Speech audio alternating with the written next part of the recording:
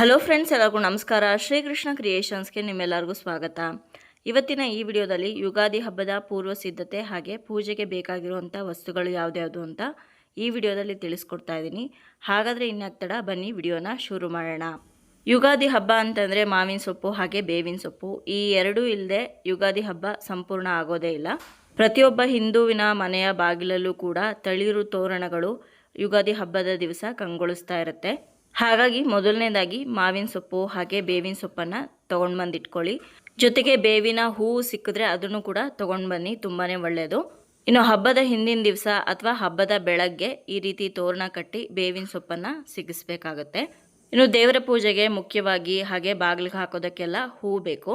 ಕಟ್ಟಿರೋ ಅಂಥ ಹೂವು ಯಾವುದೇ ಹೂವು ಆದರೂ ಪರವಾಗಿಲ್ಲ. ಮನೆಯ ಮುಖ್ಯ ದ್ವಾರಕ್ಕೆ ಹಾಗೆ ದೇವ್ರ ಮನೆಗೆ ಎರಡು ಕಡೆನೂ ತೋರಣ ಕಟ್ಟಿ ಹೂವಿನಿಂದ ಅಲಂಕಾರ ಮಾಡಬೇಕಾಗತ್ತೆ. ಇನ್ನು ಮುಖ್ಯವಾಗಿ ಹಬ್ಬಕ್ಕೆ ಮಾವಿನಕಾಯಿ ಬೇಕು. ಮಾವಿನಕಾಯಲ್ಲಿ ಯುಗಾದಿ ಹಬ್ಬದ ದಿವಸ ಚಿತ್ರಾನ್ನ ಮಾಡಬೇಕಾಗತ್ತೆ. ಜೊತೆಗೆ ಯುಗಾದಿ ಪಚಡಿ ಮಾಡೋದಕ್ಕೂ ಕೂಡ ಮಾವಿನಕಾಯಿ ಬೇಕು. ಇನ್ನು ಬೇವು ಬೆಲ್ಲ ಹಂಚೋದಕ್ಕೆ ಬೆಲ್ಲ ಬೇಕು. ವೀಳ್ಯದೆಲೆ ಅಡಿಕೆ ಬೇಕು. ಹಣ್ಣುಗಳನ್ನು ನೈವೇದ್ಯ ಮಾಡೋದಕ್ಕೆ ಬೇಕು. ಪೂಜೆಗೆ ಕಳಸ ಸ್ಥಾಪನೆ ಮಾಡೋದಾದರೆ ತೆಂಗಿನಕಾಯಿ ಕೂಡ ಮುಖ್ಯವಾಗಿ ಬೇಕಾಗುತ್ತೆ. ಕಾಯಿ ಕಳಸ ಇಡೋದಾದರೆ ಕಾಯನ್ನು ಬದಲಾಯಿಸೋದಕ್ಕೆ ಈ ಕಾಯಿ ಬೇಕು. ಹಾಗೆ ನೈವೇದ್ಯ ಮಾಡುವಾಗ ಕಾಯನ್ನು ಒಡೆದು ನೈವೇದ್ಯ ಮಾಡೋದಕ್ಕೂ ಕೂಡ ಕಾಯಿ ಬೇಕಾಗತ್ತೆ. ಇನ್ನು ಪೂಜೆಗೆ ದೇವರ ಅಲಂಕಾರಕ್ಕೆ ಬಿಡಿ ಹೂಗಳು ಬೇಕು. ಅಷ್ಟೇ ಅಲ್ಲದೆ ಪೂಜೆಗೆ ಬಳಸುವಂಥ ಅರಿಶಿನ, ಕುಂಕುಮ, ಗಂಧದ ಕಡ್ಡಿ, ಕರ್ಪೂರ, ಎಣ್ಣೆ, ಬತ್ತಿಗಳು ಇದೆಲ್ಲದನ್ನು ಯಾವುದಾದ್ರೂ ಖಾಲಿ ಆಗಿದ್ರೆ ತೊಗೊಂಡು ಬರಬೇಕಾಗತ್ತೆ. ಇನ್ನು ಹಬ್ಬದ ದಿವಸ 1 ಪ್ಯಾಕೆಟ್ ಉಪ್ಪು, ಬೆಲ್ಲ, ತೊಗರಿಬೇಳೆ, ಅಕ್ಕಿ ಇಷ್ಟನ್ನು ತೊಗೊಂಡು ಬಂದರೆ ತುಂಬ ಒಳ್ಳೆಯದು ಅಂತ ಹೇಳ್ತಾರೆ.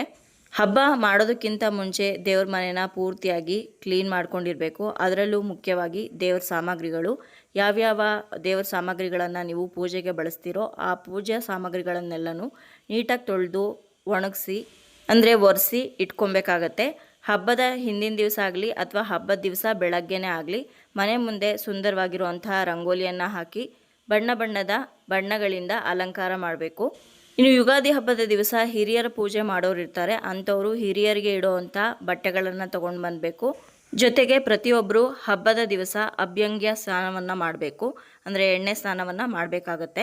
ಯುಗಾದಿ ಹಬ್ಬಕ್ಕೆ ಇಡೀ ಮನೆಯನ್ನು, ದೇವ್ರ ಕೋಣೆಯನ್ನು, ದೇವ್ರ ಪೂಜಾ ಸಾಮಗ್ರಿಗಳನ್ನು ಯಾವ ರೀತಿ ಕ್ಲೀನ್ ಮಾಡಿಕೊಂಡೆ ನಾನು ಅನ್ನೋದನ್ನು ನನ್ನ ವ್ಲಾಗಿಂಗ್ ಚಾನಲಲ್ಲಿ ಅಪ್ಲೋಡ್ ಮಾಡಿದ್ದೀನಿ. ಯಾರಾದರೂ ನೋಡಿರಲಿಲ್ಲ ಅಂದರೆ ಮಿಡಲ್ ಕ್ಲಾಸ್ ಲೈಫ್ ಸ್ಟೈಲ್ ಅನ್ನೋ ಒಂದು ಚಾನಲಲ್ಲಿ ವ್ಲಾಗ್ಗಳನ್ನ ಅಪ್ಲೋಡ್ ಮಾಡಿದ್ದೀನಿ, ಹೋಗಿ ನೋಡ್ಬೋದು. ಯುಗಾದಿ ಹಬ್ಬ ಮಾಡೋದಕ್ಕೆ ಎಲ್ಲ ಸಿದ್ಧತೆ ಆಗಿದೆ. ಇನ್ನು ಹಬ್ಬವನ್ನು ಖುಷಿಯಾಗಿ ಕುಟುಂಬ ಸಮೇತರಾಗಿ ಆಚರಿಸಿ ಈ ಯುಗಾದಿ ಹಬ್ಬ ನಿಮ್ಮೆಲ್ಲರಿಗೂ ಸಂತೋಷವನ್ನು ತಂದುಕೊಡ್ಲಿ ಅಂತ ಕೇಳ್ಕೊಳ್ತಾ ಇವತ್ತಿನ ಈ ವಿಡಿಯೋನ ಇಲ್ಲಿಗೆ ಮುಗಿಸ್ತಾ ಇದ್ದೀನಿ. ಈ ವಿಡಿಯೋ ನಿಮ್ಮೆಲ್ಲರಿಗೂ ಇಷ್ಟ ಆಗಿರ್ಬೋದು ಅಂತ ಭಾವಿಸ್ತಾ, ವಿಡಿಯೋ ಇಷ್ಟ ಆದರೆ ಲೈಕ್ ಮಾಡಿ, ಬೇರೆಯವ್ರಿಗೂ ಕೂಡ ಶೇರ್ ಮಾಡಿ. ನಿಮ್ಮ ಅನಿಸಿಕೆ ಅಭಿಪ್ರಾಯವನ್ನು ಖಂಡಿತವಾಗ್ಲೂ ಕಮೆಂಟ್ ಮುಖಾಂತರ ಬರೆದು ತಿಳಿಸಿ.